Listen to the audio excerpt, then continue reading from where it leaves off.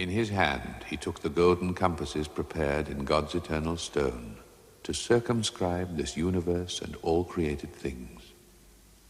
One foot he centered, and the other turned, bound through the vast profundity obscure, and said, "Thus far extend, thus far thy bounds. This be thy just circumference, O world."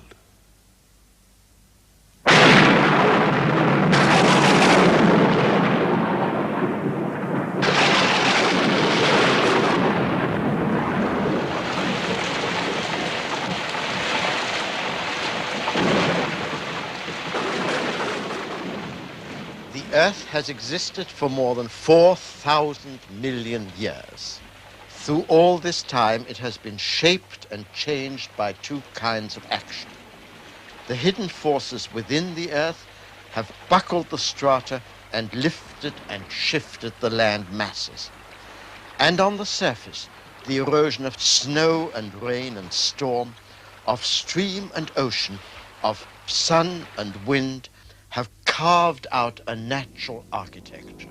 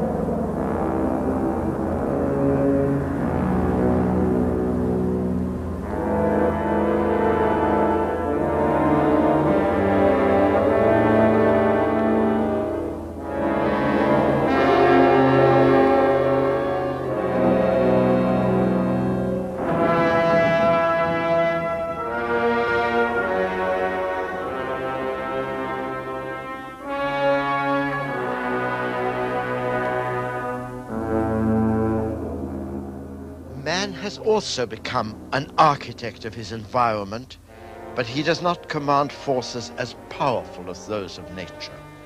His method has been selective and probing, an intellectual approach in which action depends on understanding.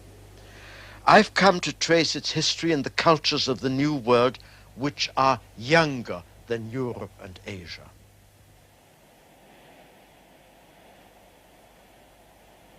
This is the Canyon de Chelly in Arizona. This breathless, secret valley has been inhabited by one Indian tribe after another, almost without a break, for 2,000 years since the birth of Christ, longer than any other place in North America. Sir Thomas Browne has a springing sentence: "The huntsmen are up in America, and they're already past their first sleep in Persia."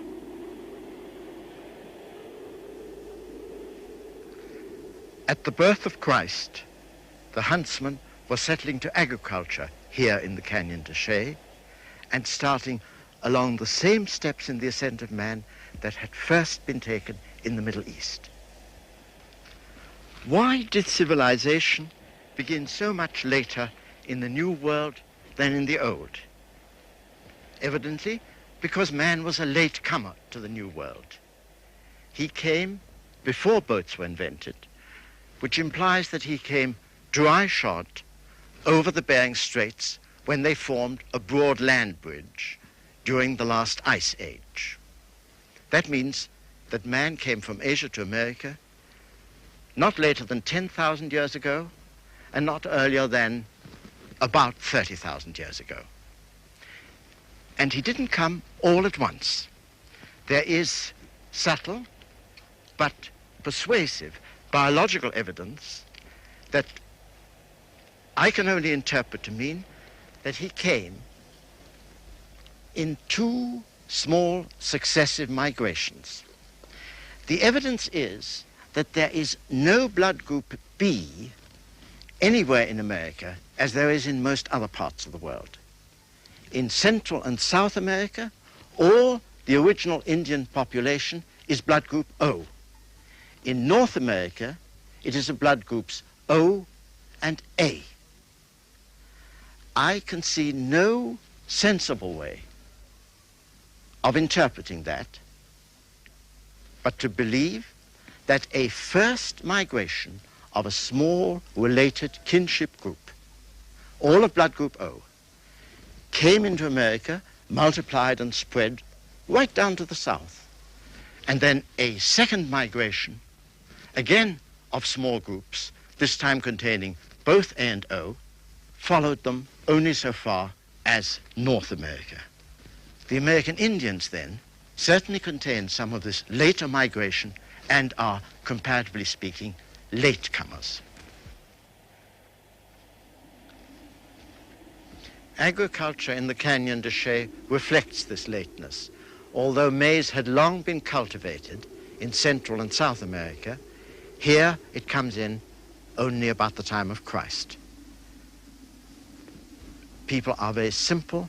They have no houses. They live in caves. Pottery is introduced. Pit houses are dug in the caves themselves and covered with clay or adobe. And at that stage, the canyon is really fixed until about the year 1000, when the great Pueblo civilization comes in with stone masonry. That seems a very simple distinction. The mud house, the stone masonry. But in fact, it represents a fundamental intellectual difference, not just a technical one. And I believe it to be one of the most important steps that man has taken, wherever and whenever he did so. The distinction between the molding action of the hand and the splitting or analytic action of the hand. You see, it seems the most natural thing in the world to take some clay and mold it into a ball, a little clay figure, a cup, a pit house. At first we feel that the shape of nature has been given us by this, but of course it's not. This is the man-made shape. What the pot does is to reflect the cupped hand. What the pit house does is to reflect the shaping action of man. And nothing has been discovered about nature herself when man imposes these warm, rounded, feminine, artistic shapes on her. The only thing that you reflect is the shape of your own hand.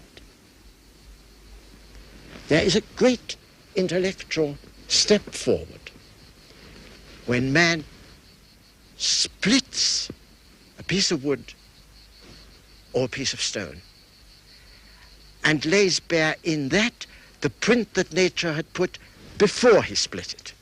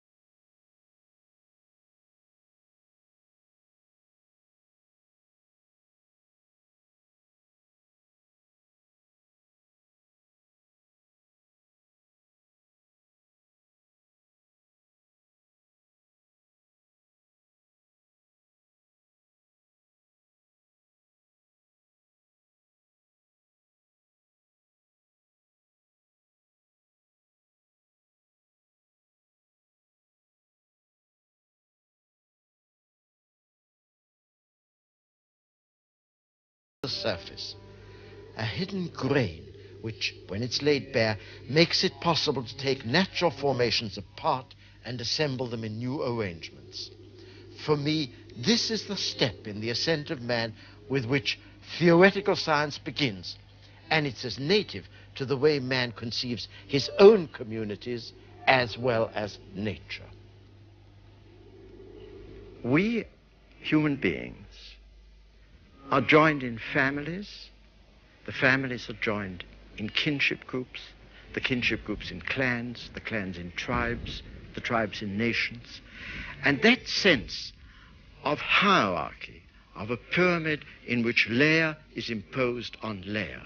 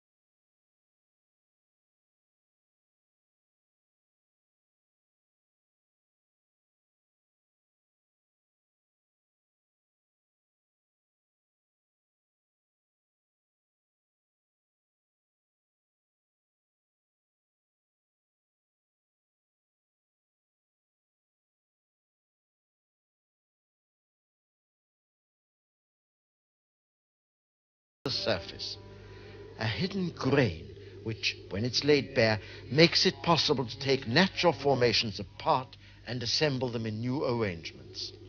For me, this is the step in the ascent of man with which theoretical science begins, and it's as native.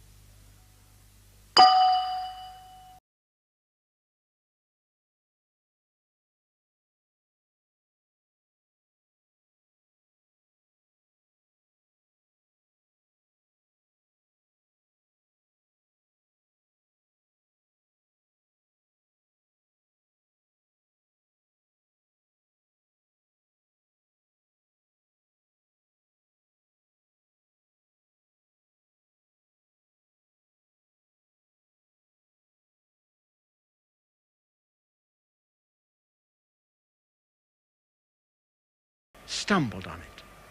By then, it had been abandoned for centuries and was picked bare as a bone.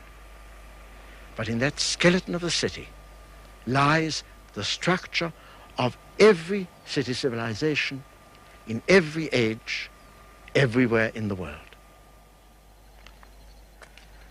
A city must live on a base, a hinterland of a rich agricultural surplus. And the visible base for the Inca civilization was the cultivation of terraces. Of course, now the bare terraces grow nothing but grass. But once the potato was cultivated here. It's the native product of Peru. Maize, which was long native and had come from the north. And since this was a ceremonial city of some kind, when the Inca came to visit, no doubt there were grown for him tropical luxuries of this climate, like the coca, which is an intoxicating herb that only the Inca aristocracy was allowed to chew. At the heart of the terrace culture is the system of irrigation. This is what the pre-Inca Empire and the Inca Empire made. It runs through these terraces, through canals and aqueducts, through the great ravines, down into the desert towards the Pacific, and makes it flower. Exactly as in the Fertile Crescent, it's the control of the water. And so here in Peru, the Inca civilization was built on the control of irrigation.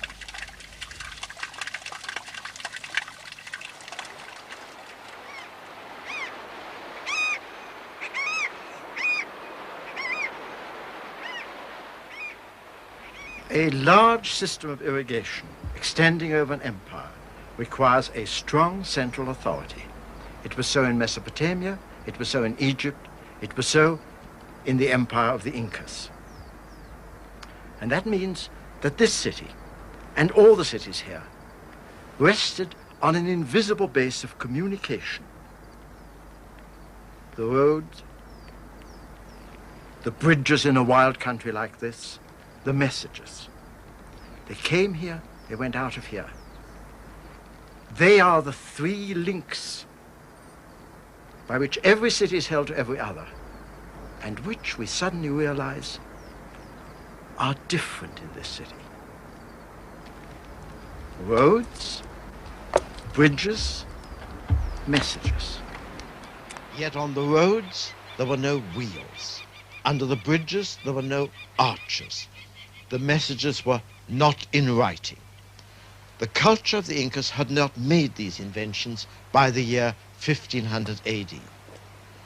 That's because civilization in America started several thousand years late and was conquered before it had time to make all the inventions of the old world.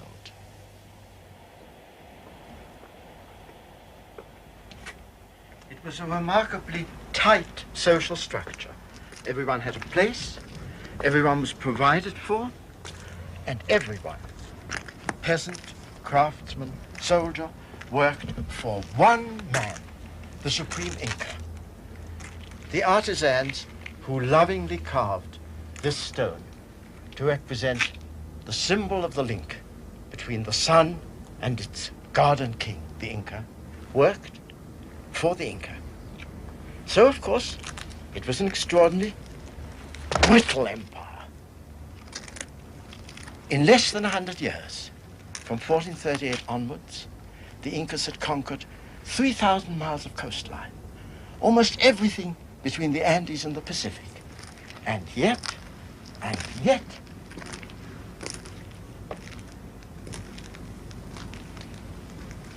in 1532, a Spanish adventurer, almost illiterate, Francisco Pizarro, rode into Peru with no more than 62 terrible horses and 106 foot soldiers. And overnight, he conquered the great empire. How? By cutting the top of the pyramid, by capturing the Inca. And from that moment, the empire sagged, and the cities, the beautiful cities, lay bare for the gold plunderer and the vultures.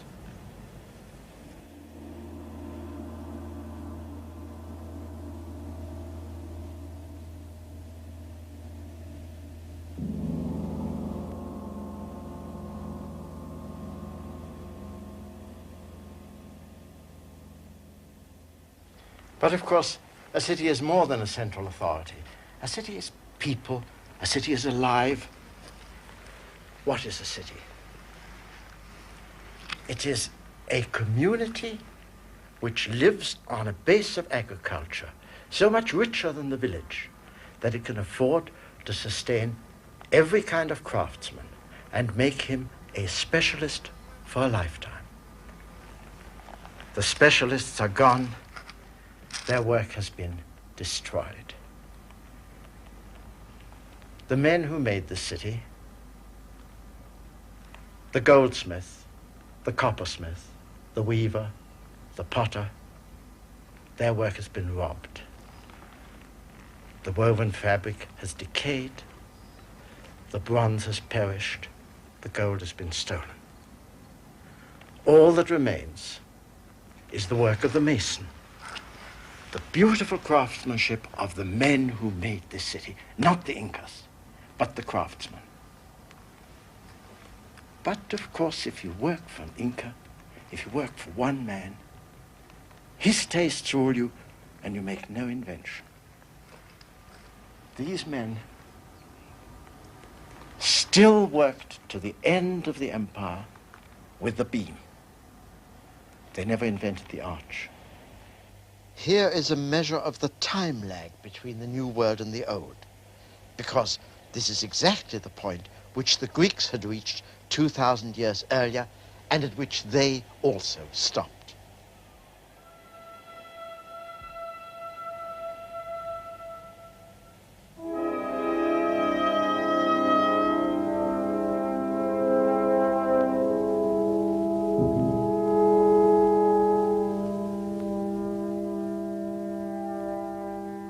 This is Paestum in southern Italy, a Greek colony whose temples are older than the Parthenon. They date from about 500 BC.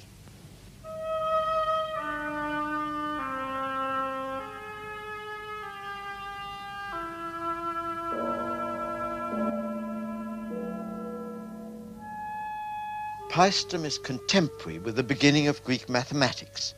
Pythagoras taught in exile in another Greek colony not far from here. Like the mathematics of Peru 2,000 years later, the Greek temples were bounded by the straight edge and the set square. The Greeks did not invent the arch either, and therefore their temples are crowded avenues of pillars. They seem open when we see them as ruins, but in fact they are monuments without spaces. That's because they had to be spanned by single beams, and the span that can be sustained by a flat beam is limited by the strength of the beam. On a computer, we can see the stresses in the beam as we move the columns further apart. The longer the beam, the greater the compression that its weight produces in the top, and the greater the tension it produces in the bottom. And stone is weak in tension. It will fail at the bottom, unless the columns are kept close together. The Greeks could be ingenious in making the structure light, for example, by using 2 tiers of columns. But in the end, the physical limitations of the material could not be overcome without a new invention. Since the Greeks were fascinated by geometry, it's puzzling that they did not make the beautiful invention of the arch.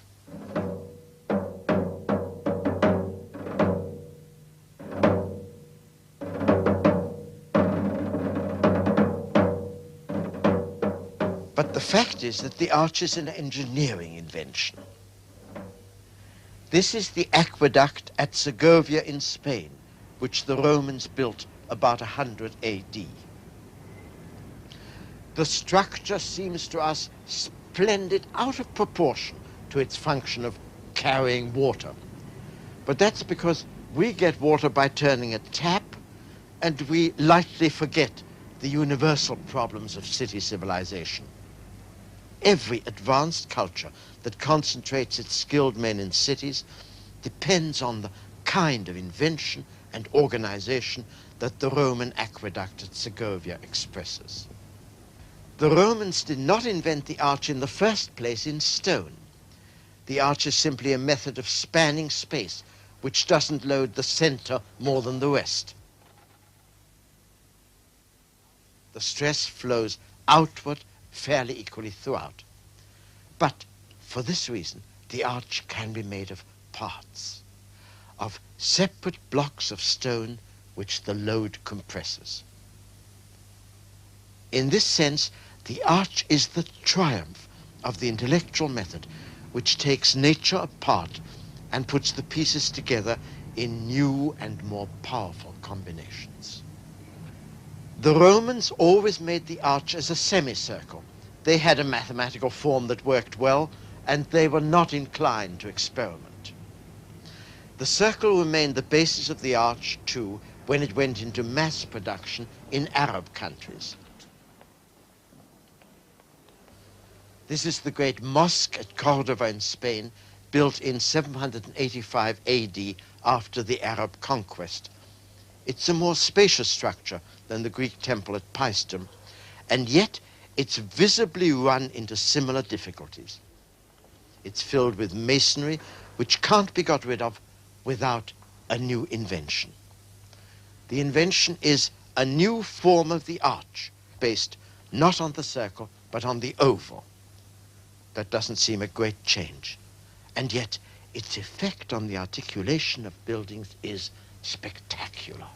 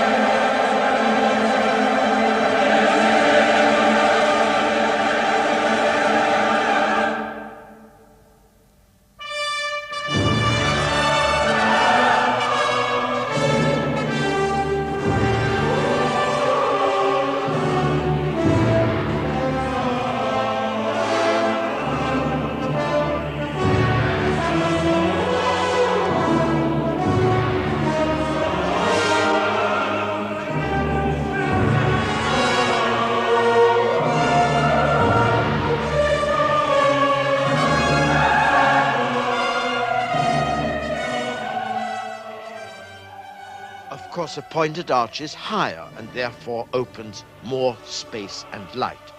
But much more radically, the thrust of the Gothic arch makes it possible to hold the space in a new way, as here at Rheims.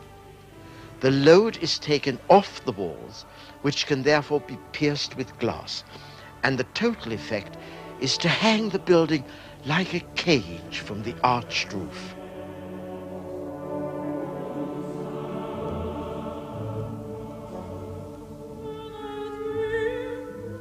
The inside of the building is open because the skeleton is outside.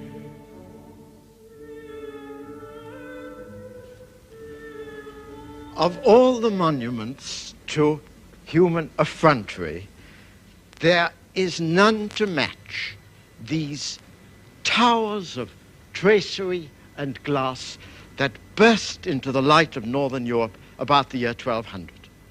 They were built by the common consent of townspeople and for them by common masons. They bear almost no relation to the everyday useful architecture of the time, and in them, improvisation becomes invention at every moment. They turned the semicircular Roman arch into the high, pointed Gothic arch in such a way that the stress flows through the arch to the outside of the building. And then, in the 12th century, the sudden revolutionary turning of that into the half arch. The flying buttress. The stress runs in the buttress as it runs in my arm, and there is no masonry where there's no stress. No basic principle in architecture was added to that really until the invention of steel and concrete buildings. The masons carried in their heads a stock not so much of patterns as of ideas that grew by experience as they went from one site to the next. They also carried with them a kit of light tools. They marked out with compasses the ovals for the pointed vaults and the circles for the rose windows. They defined their intersections with calipers to line them up and fit them into repeatable patterns.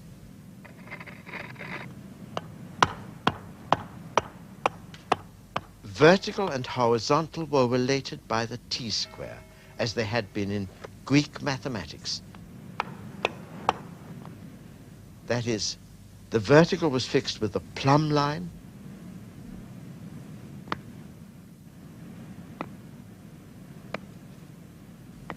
and the horizontal was fixed not with a spirit level, but with a plumb line joined to a right angle.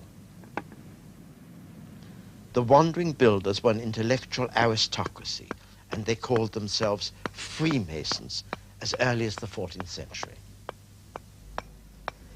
One has the sense that the men who conceived these buildings were intoxicated by their newfound command of the force in the stone. How else could they have proposed to build vaults of 125 and 150 feet at a time when they could not calculate any of the stresses? Well, the vault of 150 feet at Beauvais, less than 100 miles from here, collapsed.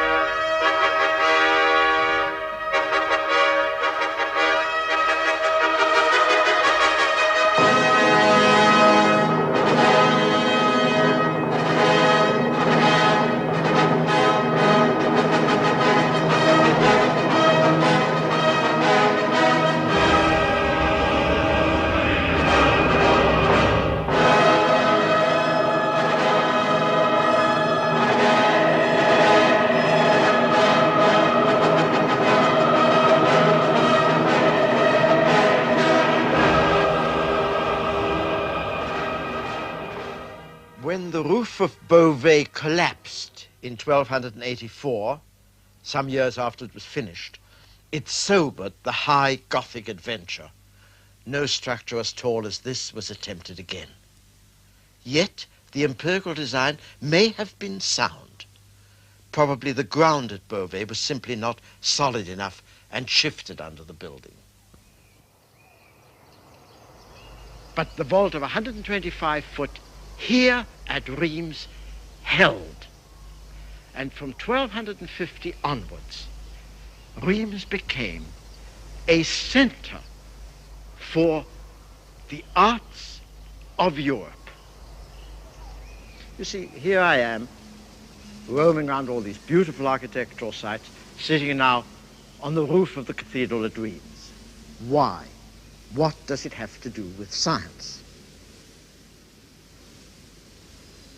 Particularly, what does it have to do with science, the way we used to understand it at the beginning of this century, when science was all numbers, the coefficient of expansion of this, the frequency of that. The fact of the matter is that our conception of science now, towards the end of the 20th century, has changed radically. We see science as a description and explanation of the underlying structures in nature. And words like structure, pattern, plan, arrangement, architecture constantly occur in every description that we try to make. I have, of course, lived with this all my life, and it gives me a special pleasure. The kind of mathematics that I have done since childhood is geometrical. But now that is the everyday language of scientific explanation. We talk about the way crystals are put together, the way atoms are made of their parts. Above all, we talk about the way that living molecules are made of their parts. The spiral structure of DNA has become the most vivid imagery for science in the last years. And that imagery lives here. It lives in these arches. What did the people do who made this building and others like it? They took a dead heap of stones, which is not a cathedral, and they turned it into a cathedral by exploiting the natural forces of gravity, the way the stone had lain, the brilliant invention of flying buttress and arch and so on. And they created a structure out of the analysis of nature into this superb synthesis. The kind of man who is interested in the architecture of nature today is the kind of man who made this architecture nearly 800 years ago. There is one gift above all others that makes man unique among the animals, and it's the gift displayed everywhere here. His immense pleasure in exercising and pushing forward his own skill.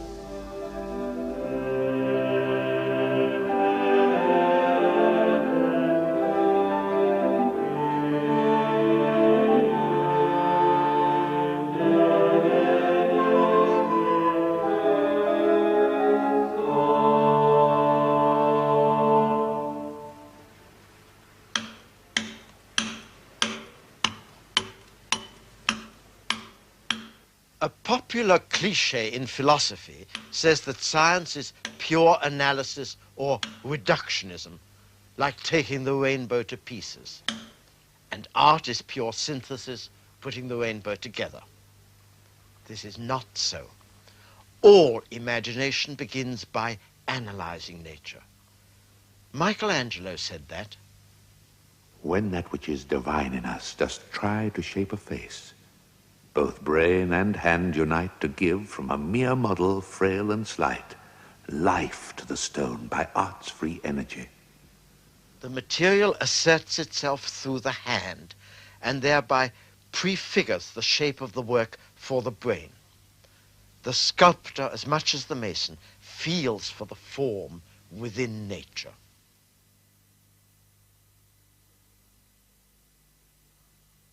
The best of artists hath no thought to show what the rough stone in its superfluous shell doth not include. To break the marble spell is all the hand that serves the brain can do.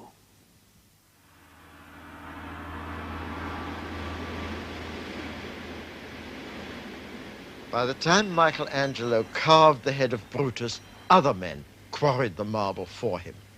But Michelangelo had begun as a quarryman in Carrara, and he still felt that the hammer in their hands and in his was groping in the stone for a shape that was already there.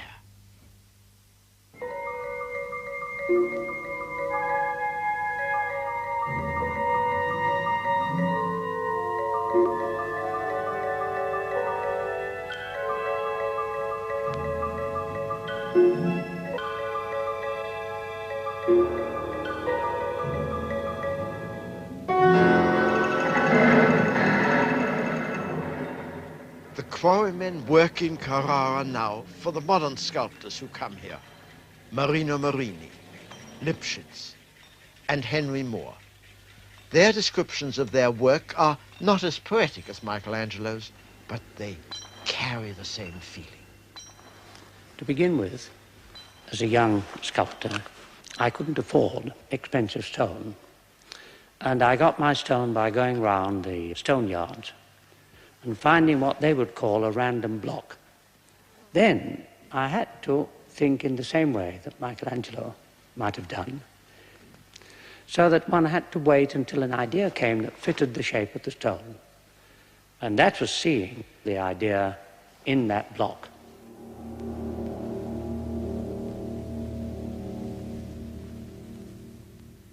Of course, it can't be literally true that what the sculptor imagines and carves out is already there, hidden in the block. And yet the metaphor tells the truth about the relation of discovery that exists between man and nature. In one sense, everything that we discover is already there. A sculptured figure and the law of nature are both concealed in the raw material. And in another sense, what a man discovers is discovered by him. It would not take exactly the same form in the hands of someone else. Neither the sculptured figure nor the law of nature would come out in identical copies when produced by two different minds in two different ages. Discovery is a double relation of analysis and synthesis together. As an analysis, it probes for what is there. But then, as a synthesis, it puts the parts together in a form in which the creative mind transcends the bare limits, the bare skeleton that nature provides.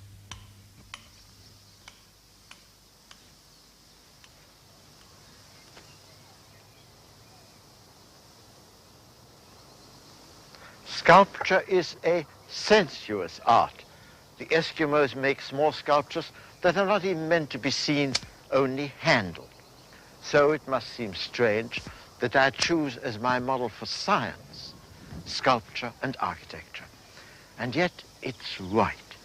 We have to understand that the world can only be grasped by action, not by contemplation. The hand is more important than the eye. We are not one of those contemplative civilizations of the Far East or the Middle Ages that believe that the world has only to be seen and thought about, and who practiced no science. We are active, and indeed we know in the evolution of man that it is the hand that drives the subsequent evolution of the brain. We find tools made by man before he became man. Benjamin Franklin called man the tool-making animal, and that's right. And the most exciting thing about that is that even in prehistory, man already made tools that have an edge finer than they need have. Henry Moore calls this sculpture the knife edge. The hand is the cutting edge of the mind. Civilization is not a collection of finished artifacts. It is the elaboration of processes. In the end, the march of man is the refinement of the hand in action.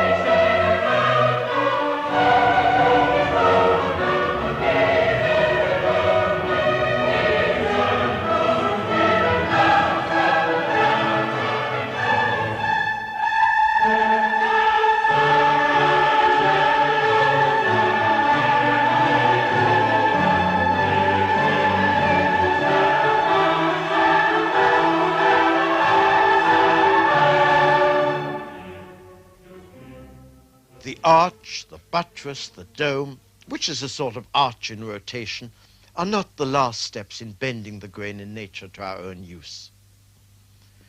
But what lies beyond must have a finer grain. We have to look for the limits in the material itself. It's as if architecture shifts its focus at the same time as physics does to the microscopic level of matter. In effect, the modern problem is no longer to design a structure from the materials, but to design the materials for a structure. The most powerful drive in the ascent of man is his pleasure in his own skill. He loves to do what he does well, and having done it well, he loves to do it better. You see it in his science.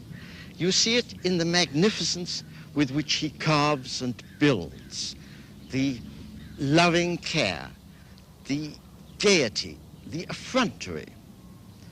The monuments are supposed to commemorate kings and religions, heroes, dogmas, but in the end, the man they commemorate is the builder. I could not end this essay without taking you to my favorite monument, built by a man who had no more scientific equipment than the Gothic mason. These are the Watts Towers in Los Angeles, built by an Italian called Simon Rodia. He came from Italy to the United States at the age of 12, and then at the age of 42, having worked as a tile setter and general repairman, he suddenly decided in his back garden to build these tremendous structures. Out of chicken wire, bits of railway tie, steel rods, cement, seashells, bits of broken glass and tile, of course, anything that he could find or that the neighborhood children could bring him.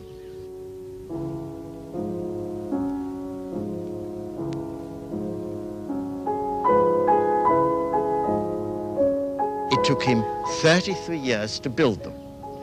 He never had anyone to help him because he said, "I never knew what to do next myself."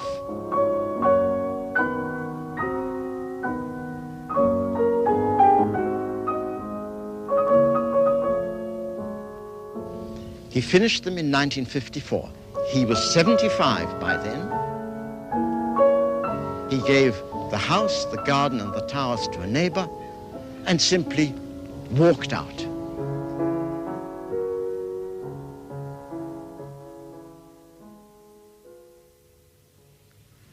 I had in mind to do something big, Simon Rodier had said, and I did. You have to be good, or bad, to be remembered. He'd learnt his engineering skill as he went along by doing, and by taking pleasure in the doing. Of course, the city building department decided that the towers were unsafe, and in 1959, they ran a test on them. This is the tower that they tried to pull down. I'm happy to say that they failed. The tool that extends the human hand is also an instrument of vision. It reveals the structure of things and makes it possible to put them together in new, imaginative combinations. But of course, the visible is not the only structure in the world. There is a fine structure below it. And the next step in the ascent of man is to discover a tool to open up the invisible structure of matter.